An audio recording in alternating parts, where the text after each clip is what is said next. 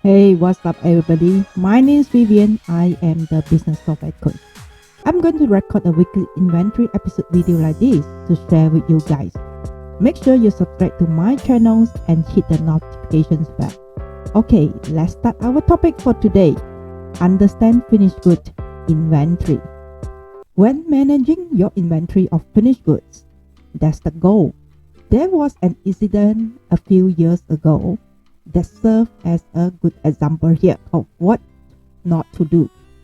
A well-known shoe company switched to a new software system just before the Christmas holiday season, a time when retailers in many markets make most of their sales. The new software matched supplies and demands, and the company pretty much make all the right products. But they were sent the wrong places. Customers in Europe had plenty of shoes to choose from, but they were not the star Europeans wanted. People in the North America preferred those stars but had none. They have the star wanted by customers in Brazil. This went on and on throughout every major market. Like I say, all this happened during the peak buying season. The company had the right product in the wrong places at the very worst time. Finished goods must be managed very carefully to ensure you meet your customers' demand. But at the same time, you can't hold too much because finished goods are the most expensive inventory in the system. All the money you have invested in inventory is represented in your final product. You want to keep that inventory low and you want to sell it as quickly as possible. But today's customer demands greater varieties in products, which means most companies maintain inventory of a large number of finished goods, all having to be managed and controlled effectively. You do this by designating each product with a unique stock keeping unit, or we call it a SKU. A SKU assigns a number to each single item and show where it's stored.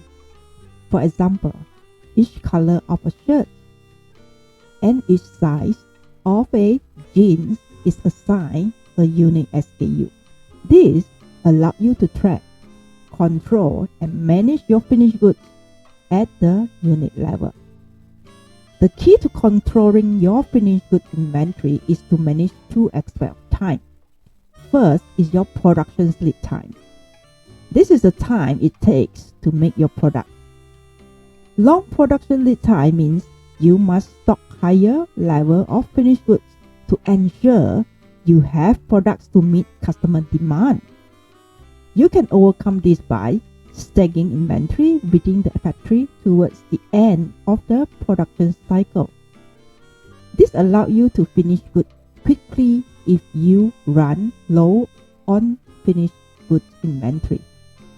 Many times, you have similar products within the same family that are processed generically through parts of the production cycle, and at some step begin a different set of processes.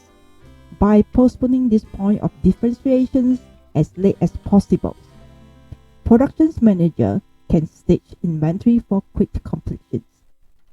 The second concern with time is your supplier lead time.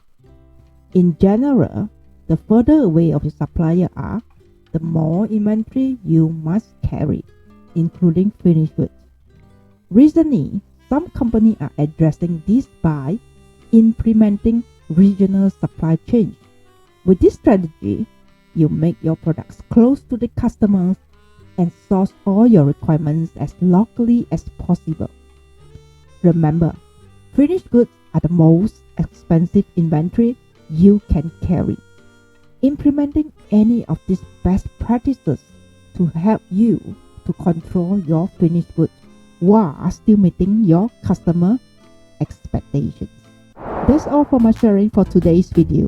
As always, if you learned something new in my video, please give me a thumbs up and don't forget to subscribe to my channels and turn on the notifications bell. Once again, my name is Vivienne. I am the Business Software Coach, and I see you in my next video.